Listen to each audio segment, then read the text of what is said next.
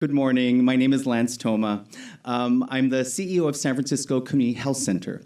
We were formerly known as Asian and Pacific Islander Wellness Center, founded in the 80s to really support the API queer and trans communities impacted by HIV and AIDS. And currently, we're a federally qualified health center in the heart of the Tenderloin neighborhood of San Francisco. But today, I am here before you as the secretary of our incredible commission, and I'm so excited and honored to introduce our incredibly remarkable keynote speaker.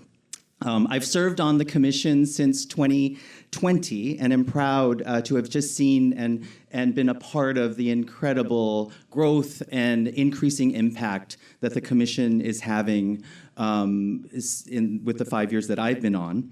I helped to found and currently co-chair the Health Equity Committee. And along with our Economic Equity Committee, our Education Equity Committee, we work to ensure that we bring the voices, stories, and priorities of our AA and HPI communities to the ears and actions of our state elected officials and our administration as well. So, the keynote speaker today, Karan Kunjur, literally on the next frontier of AAPI innovation. He's the co-founder and CEO of K2 Space. And K2 Space is designing the highest power satellites ever built right here in California. K2 is building the foundation for the next generation of space applications. In the next 5 years, their satellites will augment critical American capabilities like GPS and missile warning. And in the next decade, those same satellites will be the backbone of our exploration across our solar system. Before launching K2 Space, Karan helped to build an artificial intelligence company, scaling it from seed stage to 9-figure exit. He spent nearly a decade at the Boston Consulting Group, launching new businesses and leading complex turnarounds for Fortune 500 companies. His training in mathematics and economics at Northwestern University, and I'm proud to say I'm a fellow alum of Northwestern, but he went on to expand his global perspective at INSEAD, where he earned his MBA.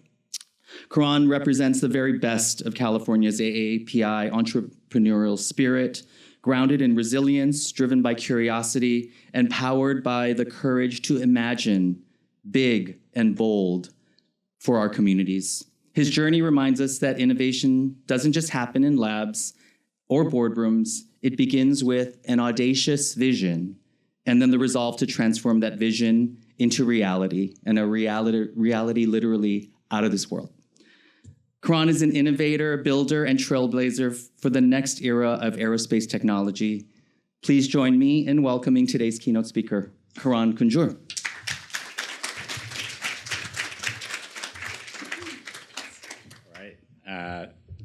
Thanks, Lance. Appreciate meeting another Wildcat that ran away from the Chicago winters, so it's always good. Everyone, I'm Karan Kunjur. I'm the co-founder and CEO of K2. I started this company about 3.5 years ago with my brother Neil. We're a little bit of a family enterprise, which is one of the things that's also kind of like textbook, like our parents and our grandparents, and I'll share a bit about that. But as I was coming down from LA and thinking about what I was going to say today and kind of thinking through some of the topics that were requested for this, it was great to kind of take a step back from the grind that is building a company, and just kind of think about where I've come from and you know what we're building today. So thank you for giving me the opportunity to do that. Excited to share a bit about it. Like most Asian American people that grew up here, I like to joke around that I had like the holy trifecta growing up. That holy trifecta is one, straddling 2 different countries and cultures as a kid and trying to manage that. 2, having very fierce parents who shaped me into the person that I am today. And 3, getting rejected from Stanford. For one, my country was India. My parents immigrated from India. They came here for education, grad school as engineers, and every summer break and sometimes every winter break, I was going back to India, which was great. I grew up as an American, but I really understood my roots. I understood my culture. And it actually shaped me in ways that I didn't really know. Like, I spent a lot of time hanging out at my grandfather's factory. He had a textile industry in Bombay. And yeah, this factory was phenomenal. It was doing textiles, and you'd walk around as a kid and you just see these amazing machines weaving these incredible pieces of fabric that the entire country was using. And in fact, my grandfather had a little window that looked from his office down on the factory floor. And in the factory that we built in LA, we have a similar homage to him with a window that looks down on our factory. Having number two, the fierce parents. So in 7th grade, I had this great plan where, since my mom and my dad both worked, I found a way to watch anime from 3 to about 6:30 p.m.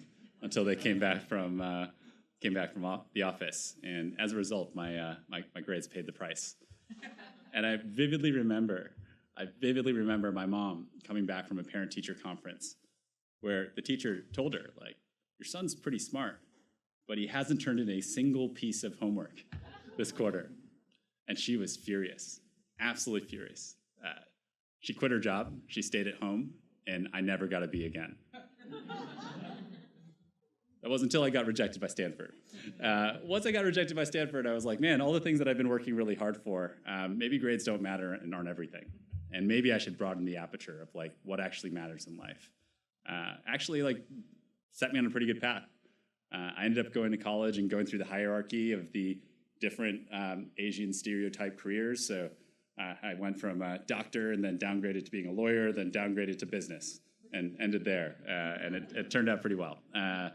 So yeah, I mean, I think for me, like the Asian heritage that I have is a part of me. It's a part of what I do, what I'm building. I'm building a company with my brother, trying to replicate what my grandfathers did with their businesses, and actually what my parents did. My parents built their own business as well. It's something I've seen. It's something that's like innate to us, and the combination of my brother and I being able to work well together is kind of our secret power and a big driver of the reason we're able to work so well together.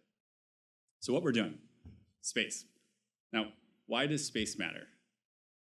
How many of you used Google Maps to get here this morning, or a rideshare app? Each of you, using that application, communicated with one of 31 satellites that is 20,000 kilometers above us. 31 satellites are what the entire world relies on for GPS. GPS underlies every single application we use to get from place to place. It's in our ride shares. It's in almost every capability that we use today. How many of you used a phone today? That phone can trace back through the tech tree technology that started with some in-space mission. Space is incredibly important. And it's something that, we sometimes forget and take for granted. We used to be the best at space, and the gap in our country versus everyone else was massive. That gap is no longer that massive, right? And as we start to look at the next 10, 20 years of how we operate in space, it is no longer a guarantee that the liberal democratic values that underlie our nation will be the first one to spread across the solar system. And so my brother and I started this company because we wanted to help re-energize the industrial base as it relates to space. We wanted to build satellites that didn't take 7 to 10 years and billions of dollars to actually deploy capabilities, but take months and cost significantly less. We started this company on a contrarian bet, and I can spend a lot more time on this at some point if you're interested, but everyone was going smaller, and we said, actually, no, the future is larger. It's figuring out how to industrialize high-capability satellites, how to go from producing 4 or 5 of these high-capability satellites per year to producing 100 per year, and how to do it in a fundamentally different way while continuing to think about the future of sustainable space. That's what we're building. And we started this with an idea about 3.5 years ago, and in the last 3.5 years, we've gone from my brother and I to, I think 2 years ago, we were about 25 people, to 1 year ago, we were about 80 people, and now we're 170 people, building out of a 180,000 square foot factory in Torrance, California. Just had our first in-space mission 6 months ago, and have our next big space mission 5 months from now. Thank you. In that process, we've raised about $200 million in venture capital, signed about $500 million in contracts with the US government and commercial customers, and are on this path to re-energize the industrial base in LA. Now, it's an incredibly hard challenge. It's something that will be our life's work. It's, I'm building a space company with my brother. It's not going to get much cooler than this. But every day is just a new menu of challenges and interesting opportunities, right? And I have a lot to look back on, thanks to my parents and to my family for showing me how you do this in the right way. Our team is a group of 160 people that make between $100,000 and $300,000 per year in cash, and every single employee in our company has equity in the company. Every employee is a shareholder. Every employee has a meaningful share of the upside. That's the kind of company I was taught to build, and it's all because of the Asian American values that were instilled in me. So yeah, as I think about the places in the world that I could have built this company, I can't think of a better place than California. I didn't fully appreciate it, right? I had always heard about really good engineers, right? And I heard there were really good aerospace engineers, especially in LA. But what I didn't appreciate until I started building this company is that there are phenomenal aerospace technicians as well. The technician workforce in LA is one of the best workforces I've ever seen. Highly skilled labor, doesn't require a college degree. Sometimes an associate's degree is sufficient. Sometimes a high school degree is sufficient. What it requires, as you heard earlier today, is an attention to detail. And there are a lot of people that have attention to detail. And so that's been one of the most fun things to see. Half of our company are these technicians that are making hourly wages, and with that hourly wage, they're pulling in between $100,000 and $175,000 per year plus equity, right? That's the kind of jobs that we need to be creating to be able to sustain the middle class that made this country great. So I don't think people realize that. LA is a phenomenal place, and SoCal in general is a phenomenal place to do aerospace. The talent pool is amazing. I'll give you one interesting story. So the supply chain for aerospace is incredibly complex. It requires 200 different components from all over the country and the world, and all of them have to fit a certain level of performance. Solar cells, right? So we're building satellites that are high power, have giant solar arrays. These solar cells are a critical piece of technology. When we looked across the country, we couldn't find a supplier that could hit the type of performance levels we needed. We found this small spot on the East Coast. Great technology, couldn't scale. They couldn't hire technicians. They couldn't hire the workforce to actually meet the production volumes we needed. We took their technology and said, hey, let's negotiate a licensing deal. Let's do the production in LA. Within 2 weeks, we had a team of 7 technicians that were all highly skilled. Within 6 weeks, we had the exact same machinery that supplier had set up at our factory. And within 8 weeks, we were churning out solar cells ourselves in Southern California. That's the kind of thing that can only happen in California. It's the kind of thing that makes it unique. And for me, makes it an amazing place to work. And so, yeah, to me, it's funny. I didn't think that I would build a company in SoCal, but now on the other side of it, it's so blindingly obvious that this is the best place in the world to do it. But it's not always going to be easy, and it's kind of up to the people in this room to make it easy for people like me to build companies like that. So as I mentioned, I'm in a 180,000 square foot factory. My next factory is going to be, if things go well, 500,000 square feet, right? Maybe 1 million square feet.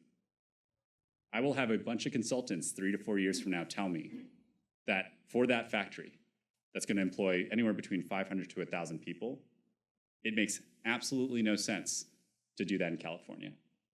That it makes full sense to do that in Texas or Arizona. And that's given the regulatory environment, it's given environmental policies, it's given because of the workforce requirements. And so my ask for all of you is to think about that, right? All of the policies that we make in this state, all are really well-intentioned. I completely agree with the intention of almost every single policy that my HR team, my people team, my facilities team brings to me and says is making life difficult. But think about the execution of that intent. Think about the execution of how policy plays out and the impact it has on small businesses.